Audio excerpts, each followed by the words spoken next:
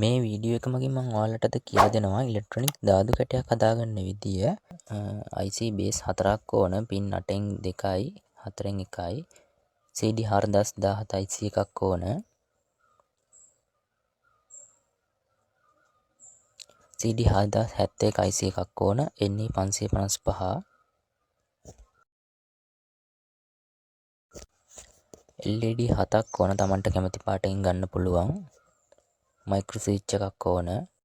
BC 338 හෝ BC 548 transistor 3ක් ඕන. BC 558 ට්‍රාන්සිස්ටර් 2ක් ඕන. CIUF 16 වෝල්ට් කැපැසිටර් එකක් ඕන. 104න් කැපැසිටර් 2ක් ඕන. මෙගා ඕම් 10 රෙසිස්ටර් 3ක් ඕන. 10 එකේ රෙසිස්ටර් 4ක් ඕන. 70 ඕම් රෙසිස්ටර් 3ක් ඕන. 100 එකේ රෙසිස්ටර් එකක් ඕනි. 680 ඕම් රෙසිස්ටර් එකක් ඕනි. 9 වෝල්ට් බැටරිය ක්ලිප් එකක් ඕන. 9 වෝල්ට් බැටරියකුත් ඕනි.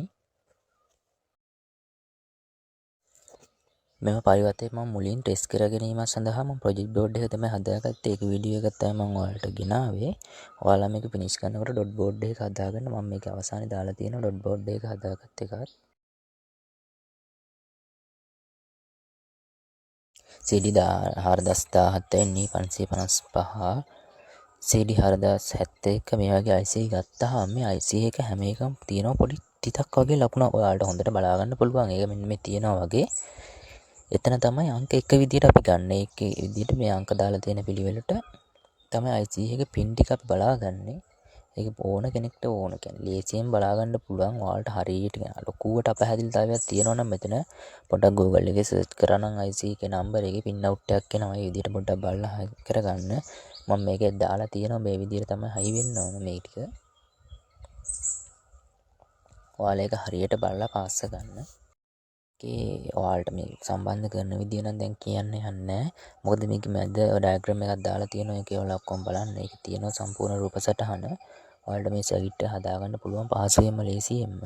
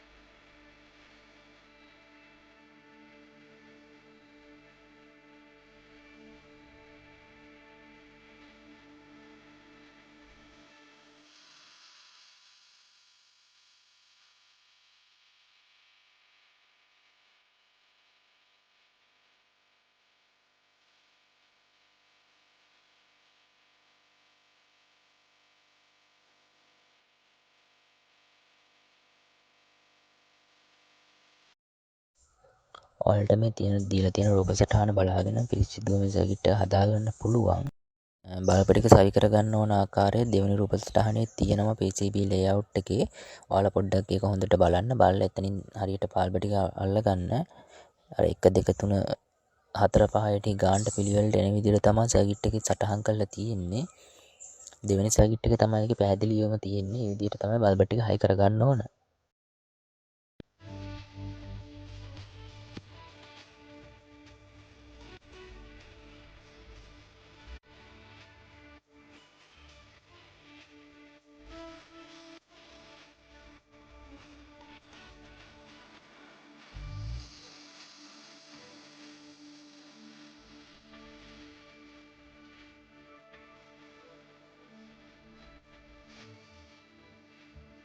ප්‍රොජෙක්ට් බෝඩ් එක හදාගෙන මේ විදිහට තමයි ටෙස්ට් කරගත්තේ. ඔව් පරිපථය වැඩ කරනවා. මේ ආකාරයට තමයි පරිපථය වැඩ කරන්නේ.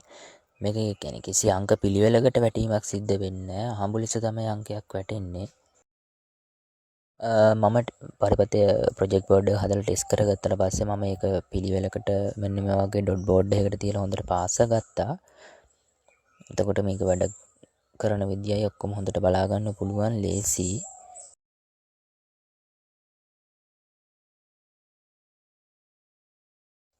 9 වෝල්ට් කරන්ට් එකක් තමයි දෙන්න ඕන. මේකට 9 වෝල්ට් බැටරි එකෙන් දුන්නා නියම ගාන කරන්ට් එක.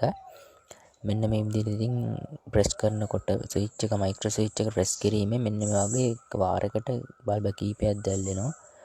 පළවෙනි අවස්ථාව, දෙවෙනි අවස්ථාව, ඒ වගේ තියෙනවා. ඔයාලා කැමති විදිහකට තෝරගෙන ඉතින් ගේම් එකක් එහෙම ප්ලේ කරලා බලන්න. මේක ගොඩක්ම වැදගත් වෙන්නේ අවුරුදු දවස් වලට තමයි. ඔයාලට ඔය කැට ගහනවා කියලා එහෙම සෙල්ලම් කරන්න ඒවට තමයි මේක ගොඩක් වැදගත් වෙන්නේ. ඔයාලට ඉතින් කැට පෙල්ලන්න ඕනේ නැහැ. මේක හදාගත්තා නම් බටන් එක ප්‍රෙස් කරා අංකේ වැටුණා. ඒ අංකෙට ඉතින් ගේම් එක ප්ලේ කරන්න තමයි තියෙන්නේ. ඉදිරියට තව ගොඩාක් වීඩියෝ ගේන්න බලාපොරොත්තු වෙනවා. ඒ වගේ මගේ channel එක subscribe කරන්න අමතක කරන්නත් එපා. මේ ක්ලික් කරලා මගේ notification එකත් ගෙන්න ගන්න. වීඩියෝ එකක් දාපු තැනින් ඔයාලට notification එකක් එයි. එතකොට තවත් අලුත් වීඩියෝ එකකින් හමුවෙමු. සුබ දවසක්.